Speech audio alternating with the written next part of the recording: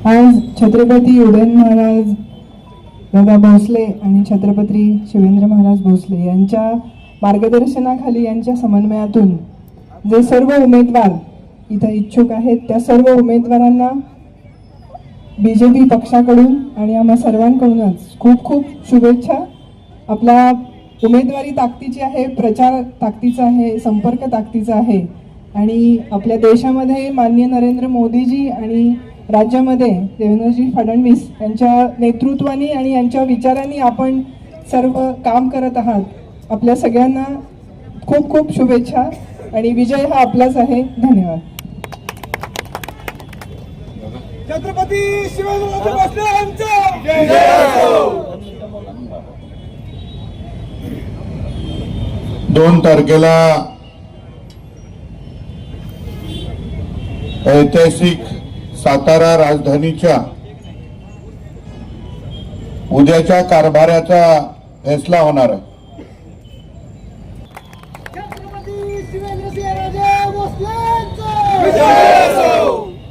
छत्रपती शिवाजी महाराज की जय। धर्मवीर छत्रपती संभाजी महाराज की जय। भारत माता की जय। भारत माता की जय। आज सातारा नगरपालिकेच्या सार्वत्रिक निवडणुकीचा प्रचाराचा शेवटचा दिवस आहे आणि आज शेवटच्या दिवशी भारतीय जनता पार्टीचे आपले सर्व उमेदवार आणि नगराध्यक्ष पदाचे उमेदवार अमोलजी मोहिते यांच्या प्रचारार्थ आपण पदयात्रा काढून आज आपल्या प्रचाराची सांगता आपण या ठिकाणी करत आहोत। या ठिकाणी या प्रचार सभेला ज्यांनी मार्गदर्शन केलं ते धैर्यशील दादा कदम, आमच्या भारतीय जनता पार्टीच्या नेत्या प्रियाताई शिंदे, त्याचबरोबर सुनील दादा काटकर आणि सर्व आपले 50 उमेदवार, यामध्ये आरपीआय चे पण जे आपले उमेदवार आहेत आपण युती केली आरपीआय बरोबर, ते सुद्धा प्रतीक गायकवाड हे आज इथं उपस्थित आहेत। त्यांचं चिन्ह हे टोपी आहे, हे सर्वांनी लक्षात ठेवावं। त्यांना त्या प्रभागामध्ये आपल्याला त्यांना मतदान करायचंय। पण आज सर्व उमेदवार आहेत, आपण सर्वजण आहे। आज शेवटचा दिवस आहे, रात्र वैरायची आहे असं म्हणतात आणि त्याप्रमाणे आपल्याला सगळ्यांना आज आता जागरूक राहून उद्याचं आपलं जे मतदान आहे ते नीटनेटकं कसं करून घेता येईल हा प्रयत्न आपल्याला सर्वांना करायला लागणार आहे। सर्वांनी वॉर्डात प्रभागातलं आपलं जे नियोजन आहे मी सांगायची गरज नाही, आपण सर्वांनी अनेक निवडणुका बघितल्यात, अनेक निवडणुका लढवल्यात, लोकसभा असेल, विधानसभा असेल, नगरपालिका असेल, या सर्व याच्यामध्ये तुम्ही सर्व पदाधिकाऱ्यांनी कार्यकर्त्यांनी सहभाग दिलेला आहे। त्यामुळं निवडणुकीचं नियोजन काय असतं आणि बूथचं नियोजन काय असतं हे सगळ्यांना आपल्याला माहित आहे। आज भारतीय जनता पार्टीच्या झेंड्याखाली ही सातारा नगरपालिकेची पहिली निवडणूक होत आहे हे आपण सगळ्यांनी लक्षात घेतलं पाहिजे आणि याच्या मागचा विचार आमचा हाच आहे की आपल्याला सातारला प्रगतीच्या दिशेने पुढे न्यायचंय।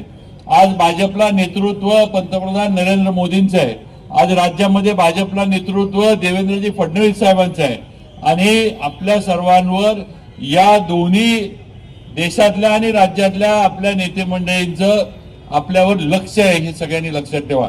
उद्याच्या काळामध्ये या सातारचा जो काही विकास साधायचा आहे, जी प्रगती साधायची आहे, जी काही या सातारची जडणघडण करायची आहे, जो काही शाश्वत आणि नियोजनबद्ध विकास आपल्या सातारा शहराचा करायचा आहे, त्याच्यासाठी तुम्हाला आम्हाला भाजप बरोबर राहणं आणि भाजपला ताकद देणं आणि भाजपच्या विचाराची नगरपालिका ही सातारकरांनी स्थापन करून दाखवली हे तुम्हाला आम्हाला सगळ्यांना करायचंय। ही खुणगाठ इथं आलेल्या प्रत्येकानं मनाशी बांधावी।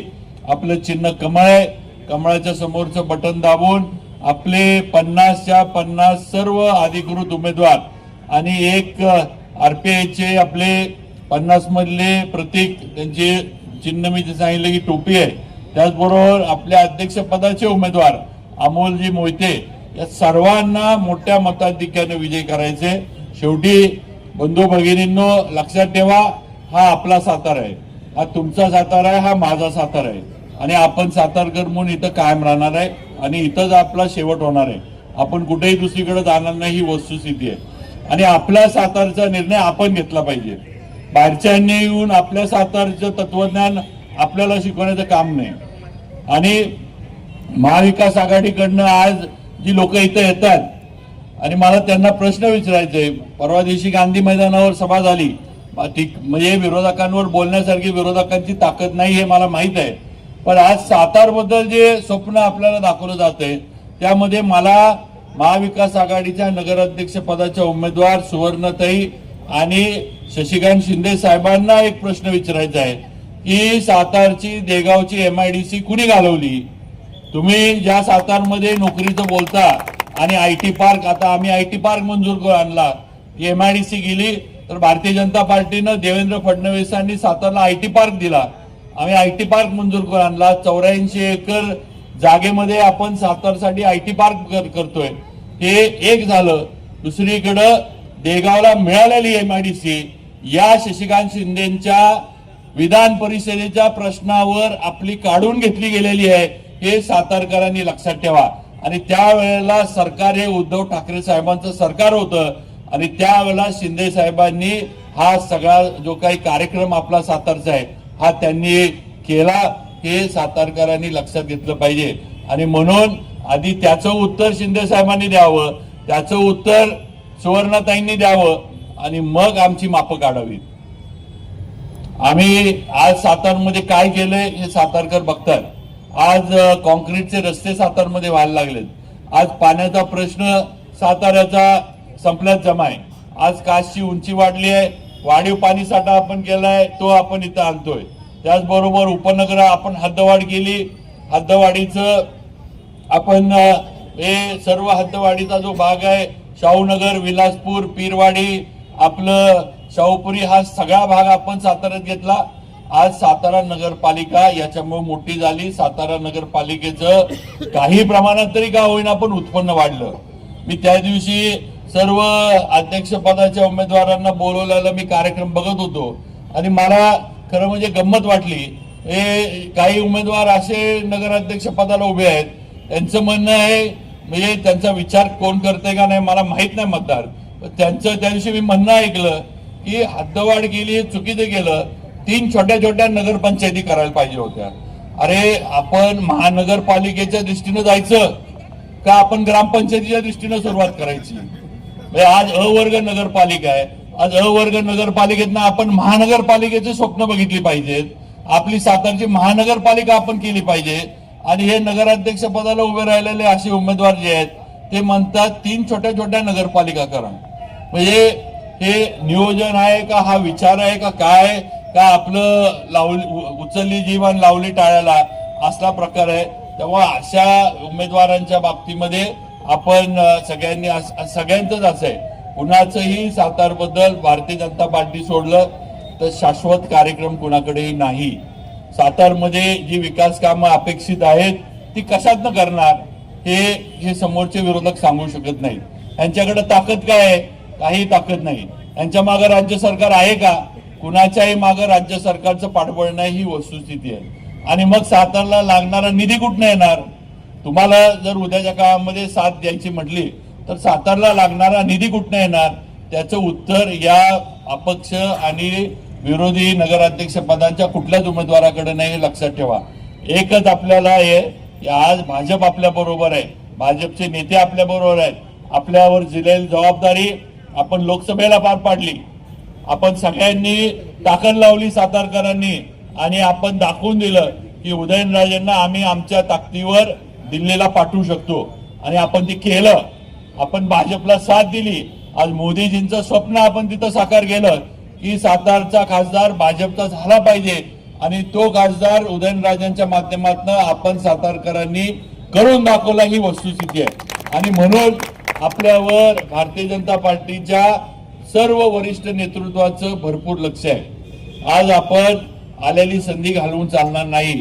तुझं माझं वॉर्डातलं काही भांडण, अपक्षाचं प्रेम वगैरे हे सगळं उद्या 2 तारखेनंतर आपण जर या ह्याच्यामध्ये कमी पडलो आणि या ह्याच्यामध्ये जर आपण भारतीय जनता पार्टीला कुठेतरी गालबोट लागण्याचा प्रयत्न झाला आपल्यातल्या काही संघर्ष म्हणा, आपल्यातल्या काही गैरसमजांमुळे, तर काळ आपल्याला माफ करणार नाही हे लक्षात ठेवा.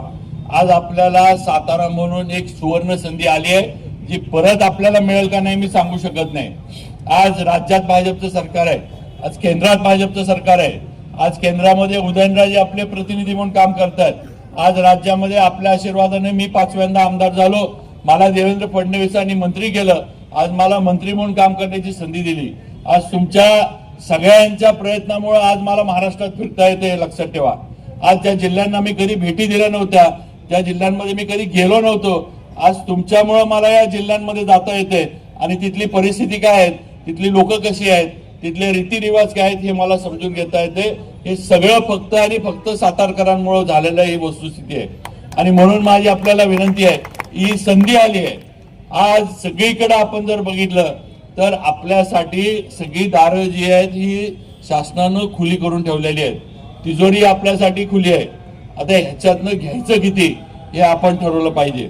आणि म्हणून माझी विनंती आहे की नगरपालिका भाजपच्या विचाराची करून आपली जी साखळी आहे, जी चेन आहे, ही आपल्याला पूर्ण करून आपल्या सातारचा विकास आम्ही साधायचा आहे, हे आपण सगळ्यांनी लक्षात ठेवा, ही विनंती करतो. परत एकदा सर्वांचं मनापासून सर्वांना एवढंच सांगतो की उद्याच्या याच्यामध्ये भारतीय जनता पार्टीचे अधिकृत सर्व उमेदवार हे कमळाच्या चिन्हावर आहेत. कमळाच्या समोरचं बटन दाबून आपण सर्व उमेदवारांना मोठ्या मताधिक्याने विजयी करावं.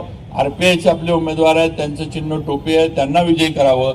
आणि नगराध्यक्ष पदाचे उमेदवार अमोलजी मोहिते यांना मोठ्या मताधिक्याने विजयी करावं, ही अगदी नम्रपणे आपल्या सर्वांना सातारकर मतदार बंधू भगिनींना विनंती करू इच्छितो. आणि परत एकदा सगळ्यांनी आता प्रभागातलं आपलं नियोजन जे आहे त्याच्याकडे लक्ष ठेवावं. कोण काय करतंय, कोण काय हे देते, रात्रीचे काय चुकीचे उद्योग कोण करतंय का, या सगळ्याकडे लक्ष ठेवा. हे असले प्रकार होणार नाहीत. आणि करत असले तर त्याला जसं तसं उत्तर द्या, एवढं लक्षात ठेवा. आम्ही तुमच्याबरोबर आहे, काळजी करू नका. आपल्या इथं चुकीचा प्रकार जर कोण करत असलं तर बघायचं नाही, काय असेल ते तिथल्या तिथं तोडा पाडायचा, आम्ही नंतर बघतो काय करायचं. अगदी स्पष्ट सांगतोय. निवडणुकीच्या पद्धतीनं उद्या लोकांना तुमचे विचार पटवून द्या.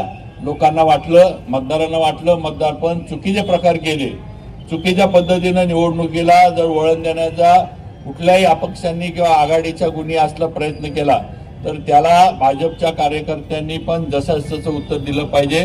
त्या प्रकारांना तिथंच रोखलं पाहिजे आणि प्रशासनाच्या लक्षात आणून दिलं पाहिजे. मग त्यांच्यावर काय कार्यवाही करायची हे केलं जाईल, एवढं आपल्या सगळ्यांना मी सांगू इच्छितो. त्यामुळे परत एकदा सगळ्यांना विनंती करतो की सगळ्यांनी भाजपला विजय करा, कमळाच्या समोरचं बटन दाबा, बाकी काही बघू नका. धन्यवाद. जय हिंद. जय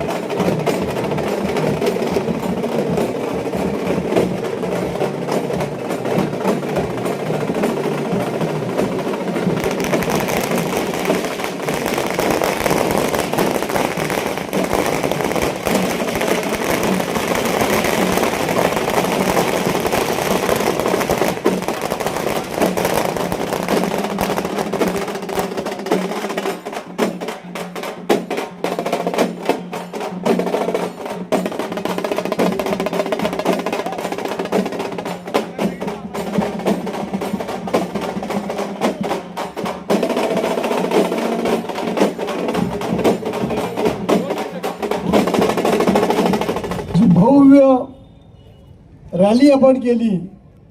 या रॅलीला आपले नेते नामदार श्रीमंत छत्रपती शिवेंद्रसिंह राजे भोसले, तसेच प्रियाताई शिंदे, तसेच धैर्यशील कदम, आपले सुनीलताते काटकर आणि सर्वात महत्त्वाचं आपण सर्व मतदार कार्यकर्ते हितचिंतक यांनी आज जी भव्य रॅली काढली आणि सर्व उमेदवारांना एक पाठिंबा दिला त्याबद्दल मी सगळ्यांचे आभार मानतो.